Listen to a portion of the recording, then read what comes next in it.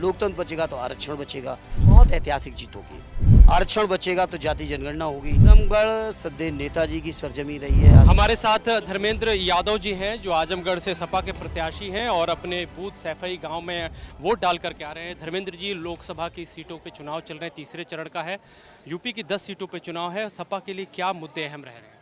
सपा के लिए सबसे बड़ा मुद्दा है देश का संविधान बचे। संविधान बचेगा तो लोकतंत्र बचेगा, लोकतंत्र बचेगा तो आरक्षण बचेगा, आरक्षण बचेगा तो जाति जनगणना होगी। उसके साथ साथ किसानों को नौजवानों को रोज़गार, किसानों की आमदनी, ये तमाम मुद्दों पर आपके पुरानी पेंशन की स्कीम, अग्निवीर की स्कीम, किसानों के कर्ज माफ़ की स्कीम, किसानों को 1.5 गुना समर्थन मूल्य का कानूनी अधिकार, ये तमाम मुद्दों पर समाजवादी पार्टी इंडिया गठबंधन चुनाव के मैदान में है और आने वाले समय में जब सरकार बनेगी तो हम लोग करेंगे पूरा। सैफई पे किस तरह का माहौल है? आप क्या देखते हैं अपनी जो है पार्टी की जीत को लेकर के कितने आश्वस्त बहुत हैं? ऐतिहासिक जीत होगी, बहुत ऐतिहासिक जीत होगी। आपके परिवार के इस चरण में 3 लोग चुनाव लड़ रहे हैं, तीनों को लेकर के क्या सोचते हैं? सारे लोग ऐतिहासिक वोटों जीतेंगे।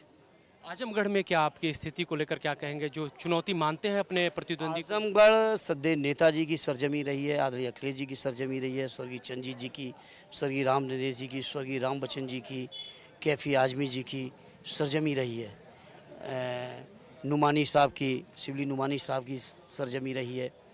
तो आजमगढ़ की ऐतिहासिक सरजमी है। राहुल शास्त्रियान जी की सरजमी रही है, अयोध्या प्रसाद हरियोत जी की सरजमी, बहुत ऐतिहासिक सरजमी है जहाँ मुझे मौका दिया है पार्टी ने। और मुझे यकीन है अपने सभी समाजवादी बुजुर्गों की दुआओं से, आशीर्वाद से, और ये जो परंपरा है उस परंपरा की बुनियाद पर मैं वहाँ से चुनाव जीत के आऊँगा। आपके विरोधी कह रहे हैं कि सैफई हो या आजमगढ़ हो, आप जो है मुलायम सिंह यादव जी के बगैर ये एक तरह से लोकसभा चुनाव पहली बार आपके परिवार भी लड़ रहा है, तो क्या ये मानते हैं कि एक जो क्षति आपकी निजी तौर पे रही है राजनीतिक तौर पे भी है? देखिए, सदैव नेताजी की कमी तो जीवन के हर मोड़ पे खलेगी, इस बात से कभी कोई इनकार नहीं कर सकता। लेकिन उनके दिए हुए विचार, उनका सिखाया हुआ राजनीति में एक एक सलीका, वो हम सबके साथ है और उसी की बुनियाद पर आज हम लोग उन्हीं के बताए हुए रास्ते पे चल के प्रदेश के लोगों की सेवा कर रहे हैं। ये बीजेपी आरोप लगाती रही है आप पे, प्रधानमंत्री भी कह रहे हैं कि आप लोग जो है मुस्लिम तुष्टीकरण कहते हैं, खासतौर पे ये बात कही जा रही है और कहा जा रहा है कि अगर इनकी सरकार आती है तो गठबंधन की, तो मुस्लिमों को आरक्षण दे दिया जाएगा ओबीसी और SC ST का काट करके। देखिए, देश के प्रदेश के सभी लोग, चाहे मुस्लिम भाई हों चाहे गैर मुस्लिम भाई हों, हर व्यक्ति को समाजवादी पार्टी, कांग्रेस पार्टी, आम आदमी पार्टी, RJD से लेके स्टालिन साहब की DMK तक चले जाइए, नीचे तमिलनाडु तक, सबको, सभी पार्टियों ने देश में राज किया है, प्रदेश में राज किया है, सबके काम पता हैं। इसे प्रधानमंत्री जी डराने की कोशिश तो ना करें।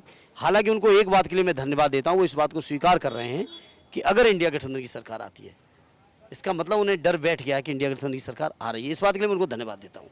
ये CM योगी कह रहे हैं, ये आखिरी सवाल, कि आप लोग परिवारवादी हैं, वो लोग राष्ट्रवादी हैं।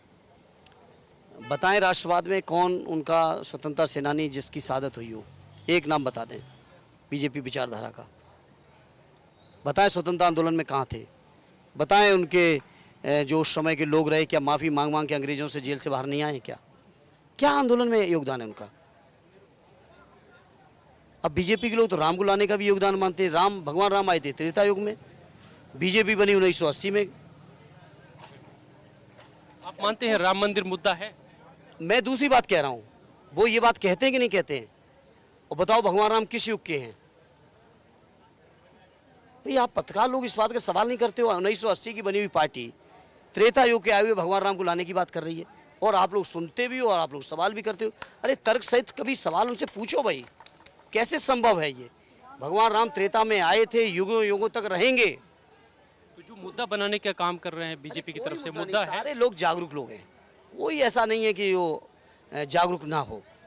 लोगों को चिंता है रोजगार की, लोगों को चिंता है किसानों की आमदनी की, लोगों को चिंता है किसानों के कर्ज की, लोगों को चिंता है महंगाई की।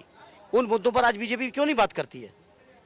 उपलब्धि गिनाए ना 10 साल में, जी धन्यवाद धर्मेंद्र जी। तो ये आप हम जो हमसे बातचीत कर रहे थे धर्मेंद्र यादव, इनका कहना है कि जिस तरह से भारतीय जनता पार्टी चुनाव प्रचार में और उन मुद्दे खड़े कर रही है उसका कोई आधार नहीं है। समाजवादी पार्टी जनहित सरोकार से जुड़े मुद्दे जिसमें महंगाई और बेरोजगारी खास तौर पे है उसको लेकर के जनता के बीच पहुंची है और उनका विश्वास है कि इस बार 2019 के बाद पहली बार लोकसभा चुनाव बिना मुलायम सिंह यादव के लड़ा जा रहा है सपा की तरफ से, इसमें ये लोग बेहतर करेंगे।